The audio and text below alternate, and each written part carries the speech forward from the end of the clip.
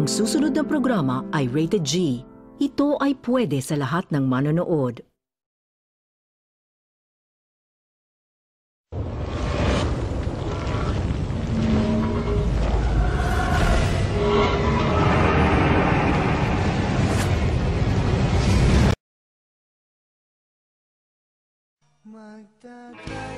Ang probinsya ng Bulacan ay tunay na mayaman sa kasaysayan. Tanyag ito sa maraming dahilan. Dito unang itinatag ang Republika ng Pilipinas at dito rin unang lumaganap ang Kristyanismo sa ating bansa. Patunay na lang ang maraming lumang simbahan na itinayo pa noong panahon ng mga Kastila.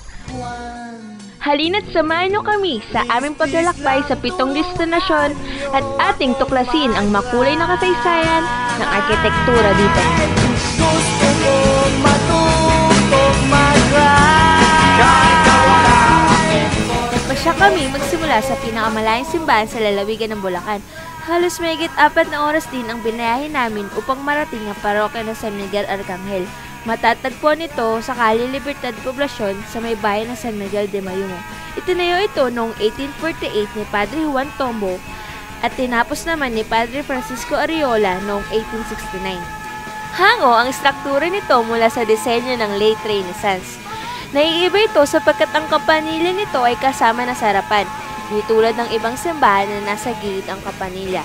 Wala masyadong abubot, bukod sa estatwa ng kanilang santo patron sa may gitna, mga anghel, at mga imahe ni Berheng Maria at San Jose. Mga inukit at patong-patong na kolum ang makikita hanggang sa tuktok ng simbahan. Ang portiko naman nito ay bagong dagdag lang, at ang buong parokya ay sumailalim na sa ilang beses na pagkukumpani. Dahil araw ng Lunes kami bumisita, hindi kami napahintulutan pumasok sa loob. Dahil yun ay araw ng pahinga ng tauhan sa simbahan. Minabuti na lang namin na magsaliksik at maghanap ng litrato mula sa internet upang maipakita sa inyo ang kagandahan ng parokya ng San Miguel Arcangel. Ang sumunod namin na destinasyon ay ang parokya ng San Agustin na matatagpuan sa harap mismo ng Plaza Naning sa makasaysayang bayan ng Baliwag. Kilala ito dahil sa ingrande at mataas na kampanilya na dinagdag lang noong kalaunan. Dito ay may nakadikit na higanting estatwa ni Moses na bitbit ang 10 utos ng Diyos. Natapos ito noong 1830 sa ilalim ng pangangasiwa ng mga Agustiniang praile.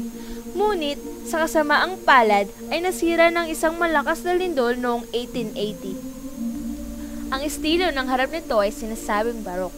May 2 palapag ito na tila pinatungan ng tatsulok na bubungan. Ang mga bintana ay may kalahating bilog na arko sa itaas. Hinarang naman ng malaki nitong portiko ang magandang harapan sana na may maraming hulma at inukit na bato. Sa ngayon, nakakalungkot isipin ang kasalukuyang estado nito ay maaaring ikasira ng orihinal na palitada ng simbahan, tulad ang makikita sa kanang nicho na unti-unting naglalaho. Sa gilid ng simbahan, makikita ang ilang bilog na bintana at tukod o batres na layong suporta ng kahoy ng kisame nito na pininturahan nila upang magmukhang kalangitan. At tulad ng simbahan sa San Miguel, ito rin ay sarado ng mga oras na iyon. Kaya't sumilip lang mula kami sa labas mula sa bintana kalapit ng altar. Ang ikatlong kura naming binisita ay matatagpuan sa bayan ng Cuenca. Dito, makikita ang parokya ng Plaridel o mas kilala ngayon bilang Parish Church of Santiago Apostol. Ito ay mahigit sa 400 taon na. Isang Agustinong praile ang nagngangalang Tomas Quijano ang nagsimula ng pundasyon nito na gawa sa matitibay na kagamitan noong 1772. Gayunpaman, hindi ito nakaligtas sa sunog sa parehas na taon at noong Hunyo 3 taong 1863 ay napinsala naman ito ng lindol. Ngayon, isa na itong paboritong destinasyon ng mga turista sa Plaridel, Bulacan. Ipinagmamalaki nila dito ang nagagandahang dekorasyon sa loob at labas ng simbahan at ang kampana nito na kung tawagin ay Cimborrio. Sa unang tingin, akalain mong mayroon itong impluwensyang Muslim dahil sa mukhang minaret na dome nito, pero barok daw pala ang estilo dito. Ang koronang pendimento nito na kung saan may volute kung tawagin na may larawang ukit na bulaklak. Ang pangunahing pintuan nito ay dinisenyohan ng 3 bilog na trifoliated na arko. May mga bigating pier din at beranda na may kambal na Corinthian column. Sa kabutiang palad, natsyempohan naming bukas ito, kahit aming nasilayan ng looban. Pinturado ng mga karakter at eksena sa Biblia ang kisame ng simbahang ito. Payak lang ang altar, at sa gilid naman ng pasilyo ay may libingan ng mga yumao, noong pang panahon ng mga Kastila. Meron itong batres, paaralan, paraiso, bulwagan, at ilang tanggapan sa ikalawang palapag. Kita naman sa mga makalumang nitong chandelier ang kamanghang-manghang detalye noong sinaunang panahon. Ang ika-4 sa aming pinuntahan ay ang parokya ng Kalumpit na kilala rin bilang St. John the Baptist Church. Ito ang pinakamatandang simbahan sa buong Bulacan. Itinayo noong 1572 at natapos noong 1779. Pinangasiwaan ito ng isang Agustinong Parayle na si Padre Diego Vivar Ordonez. Ang estilong barok na kumbentong ito ay saksi sa pakikipaglaban ng mga Pilipino sa dayuhang mananakop. Sa loob nito ay sinasabing may lagusan na ginamit daw ng mga Kastila upang itago ang mga rebulto nilang santo, nagawa pa sa ginto at mga mamahaling alahas. Ang parehas na lagusan na iyon ang nagsilbing libingan ng mga revolusyonaryo at Kastilang namatay sa Himagsikan noong taong 1899, na kung saan sinunog ng mga galit na Katipunero ang buong simbahan. Makailang ulit na itong ikinumpuni matapos masira. At nung kami napadaan nga doon, ay kasalukuyang inaayos muli ang simbahan.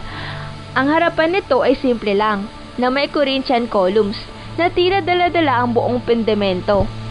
Isa sa pambihirang detalye dito ay ang mga ukit na bato na yari sa stuko na makikita sa taas at gilid na portal. Tampok syempre ang Hesukristo at ilan niyang apostoles. Meron itong kahangahangang pintuan na gawa sa kahoy na may iba't ibang komplikadong ukit. May hugis itlog naman na bintana sa taas malapit sa koro. Ang kisame at mga dingding ay ginayakan ng magarbong mga fresko at ang plano ng simbahan ay cruciform o mukhang krus kung titingnan mula sa itaas. Meron muli itong dome sa may crossing na pinturado ng imahe ni Kristo.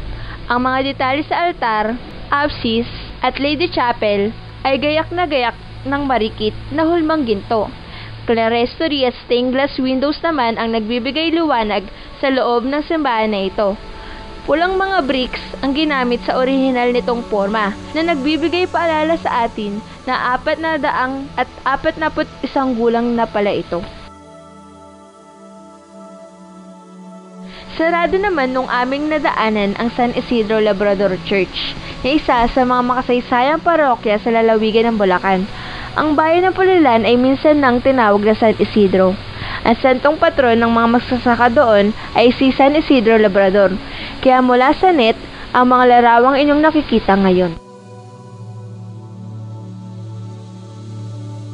Ang ika-6 ay ang Our Lady of Mount Carmel Parish o mas kilala bilang Baraswain Church.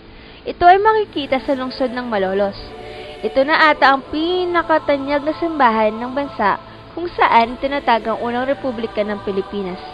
Sinimula noong 1630 ang orihinal na infrastruktura at sa kasamaang palad ito'y nasunog. Noong 1884 naman, inayos ito at ang kasalukuyang forma ay parehas lang noong 1885. Ang medieval na kampana ay idinagdag noong 1889. Ito ay nahati sa dalawang bahagi, ang simbahan at ang kumbento ng kadikit nito. Ang entrada ay may disenyong arko na kawayan at ang taas naman nito ay may rose window. Ang arkitektura dito ay simple lang, neoclassical ang estilo. Ang pinturadong nitong kisame at dome ay nagmumukhang malaki kaysa sa actual na laki ng simbahan. Ang kumbento sa tabi ay may malaparaisong hardin at pambihirang museo na dedikado ukol sa tatlong makasaysayang kaganapan sa pook na iyon. Ang panghuli sa aming listahan ay ang Katedral ng Malolos o ang Basilica Minore de la Nuestra Señora de Immaculada Concepcion.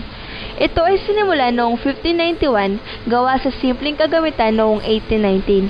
Ito ang naging palasyo presidensyal ni General Emilio Aguinaldo noong panahon ng Unang Republika, ngunit ito ay kanyang sinunog din matapos mapatalsik siya ng mga Amerikano. Ang harap nito ay payak na may magkahalong estilo na barok, Renaissance at Neoclassical. Ang mga patong-patong na isa o kambal na Doric columns ay nagbigay ng taas sa estrukturang ito, na lalo pang pintayog ng kampana na kinoronahan ng statwa ng Berhen sa gawing kanan. Sa kasalukuyan, may tinayong hiwalay na modernong kampanilya sa katapat mismo ng unang kampana. May triglyphs dito at may 3 malalaking pintuang yari sa inukit mula sa kahoy sa ilalim ng mga kalahating bilog ng arko, bumabati sa mga nais magsimba. Mayroon ding blind arcading na makikita dito. Sa loob ay mas maganda. May ionic columns dito sa nave at kaaya-aya mga stained glass windows. Mayroon ding dome sa may crossing at nakabiting chandelier sa gitna. Kapansin-pansin din ang magarmong trono ng obispo sa gawing kaliwa ng altar. Marangya ang disenyo sa apse at ng Lady Chapel sa likod, kung saan may nakalibing na dating obispo dun sa crypt.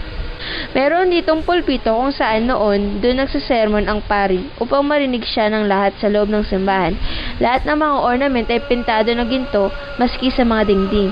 At ang kisame ay may fresko ng mga santo, akma upang maging sentrong eklesiastikal ng diocese dito sa Malolos. Sa halip na dumiretso agad pabalik ng Maynila, naisipan pa namin dumalaw sa simbahan ng National Shrine of Divine Mercy na matatagpuan sa maburol na bayan ng Marilao. Moderno ang tema ng gusaling ito, iba sa mga nauna na naming nilakbayan. Kompleto ito sa maraming pasilidad, malawak at may 3 pwedeng pagmisahan. Matapos ang aming paglalakbay na naganap lamang sa loob ng 1 araw, ay baon namin ang mas mabigat na pangunawa sa kahalagahan ng mga arkitekto sa kasaysayan at ang importansya ng pagbabalik tanaw sa ating pinagmulan. Ika nga nila, ang hindi lumingon sa paroroonan ay hindi makakarating sa patutunguhan. Hindi biro ang buhay ng isang mag-aaral ng arkitekto. Isa itong buhay ng pananampalataya at dedikasyon para sa isang mas malaking hangarin. Ang bisita iglesia na aming ginawa ay isang magandang oportunidad upang magbalik tanaw sa pagkakalilanlan ng arkitektura ng ating bansa. May paniniwalang sa unang pagtapak mo sa isang kapilya ay maaari ka raw humiling sa Panginoon na siya raw namang ito itutuparin. Ang aming hiling sa hanggang sa susunod naming paglalakbay.